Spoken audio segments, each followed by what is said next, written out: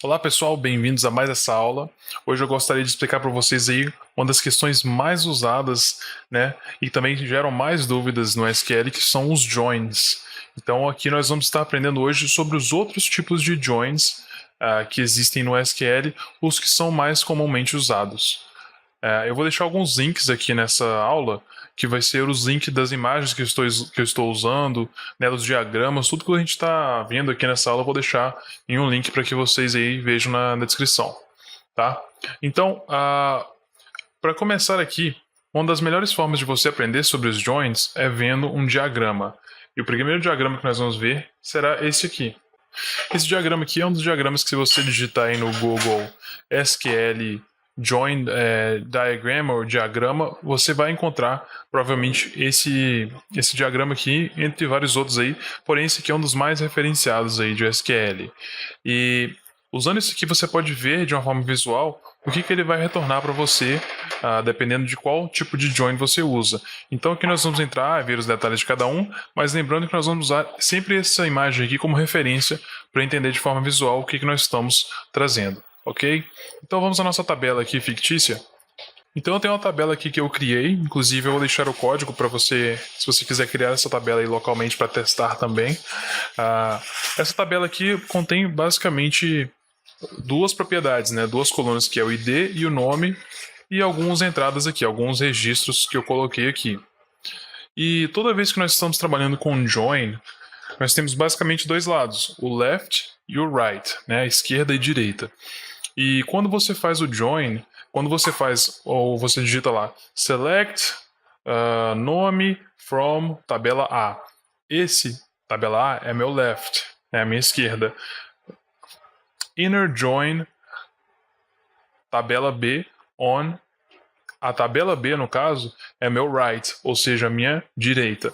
Então, sempre que eu trabalho com left e right, eu estou falando dessa tabela, dessas duas tabelas aí. Então, falando um pouco mais dessas tabelas aqui, dessa tabela aqui, nós temos basicamente o que? A.id, A.nome, B.id e B.nome. Você pode ter percebido que alguns registros aqui são iguais, né? Por exemplo, aqui o nome robô, robô, samurai, samurai. Então nós temos aí esses registros que são iguais, que vão ser usados como base também para que a gente faça os joins daqui a pouco, certo? E nós temos também aqui os que não são iguais, né? Macaco, espada, monitor e Mario. Então esses aqui não são iguais, e aí você vai entender como que isso vai entrar no conceito de join também. Então vamos ao primeiro tipo de join. O primeiro tipo de join é esse aqui, o inner join. E o que é o inner join? O inner join basicamente é esse aqui.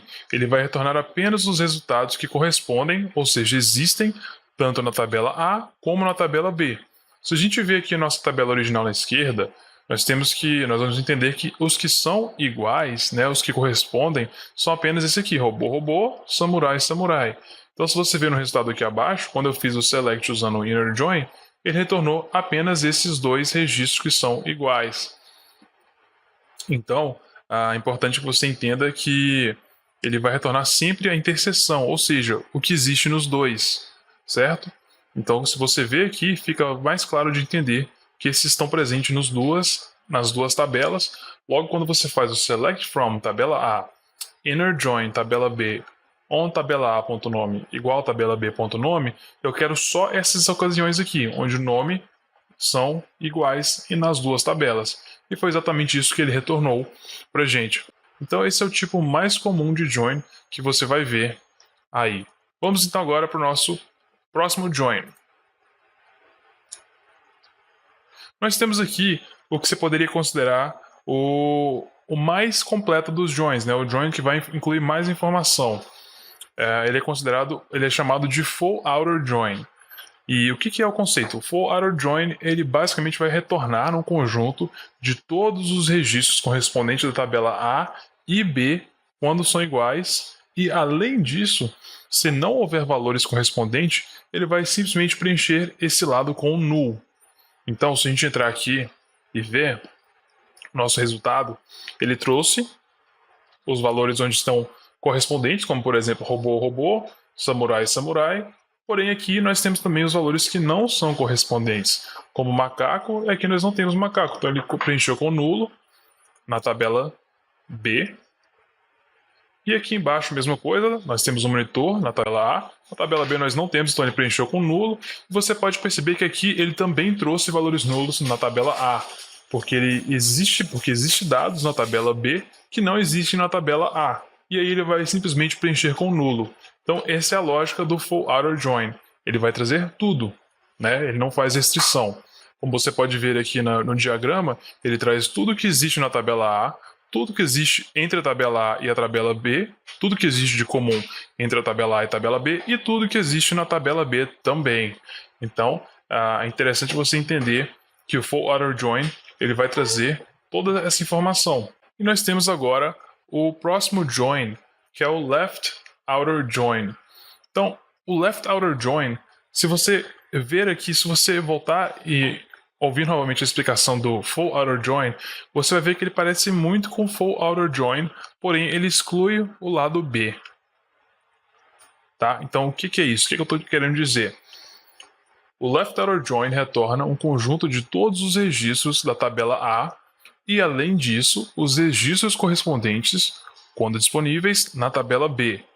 Se não houver registros correspondentes, ele simplesmente vai preencher com null. Ou seja, ele vai trazer todas as entradas, né, todos os registros aqui da tabela A, e independente se tem ou não algum valor correspondente na tabela B, ele vai trazer também. Só que quando não tem um valor correspondente, ele vai preencher com nulo. Então, se a gente voltar aqui no full outer join, você talvez entenda um pouco melhor. Então, voltando aqui, o full outer join, você viu que ele tem aqui 6 entradas, né? 1, 2, 3, 4, 5, 6. E ele não trouxe essas últimas duas linhas. Por quê? Se a gente ver aqui no left outer join, se a gente ver na tabela original, só existem 4 entradas de dados, né? 4 registros. Então, não faz sentido ele trazer os registros que estão nulo aqui. Então, no full outer join, ele ignora, ele vai trazer, mesmo quando não tem nada preenchido aqui desse lado. Porém, no left outer join, ele só vai trazer para você quando existem dados na tabela A. Então, existem também o right outer join, que é do lado direito, né? E se você ver o diagrama, a única coisa que ele faz é alterar o lado. Então, se a gente fizesse esse select aqui, ao invés de os valores nulos estarem na tabela B, ele estaria na tabela A. Ok? Então, você pode fazer um select aí, você vai ver que ele vai praticamente só trocar o lado aqui de informação, mas o conceito é o mesmo.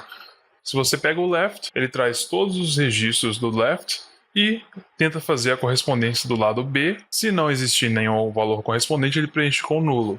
Ok? Então, esses são os principais joins que você vai ver no SQL. Gostaria que você deixasse aí no comentário o que você achou dessa aula, se você conseguiu entender esse conceito. Se você tem alguma dúvida, pode postar aí no comentário que eu vou tentar responder assim que possível. Ok? Então é isso, não esqueça de se inscrever no canal e curtir aí nossas aulas e se inscrever e ativar o sininho para que você não perca a próxima aula.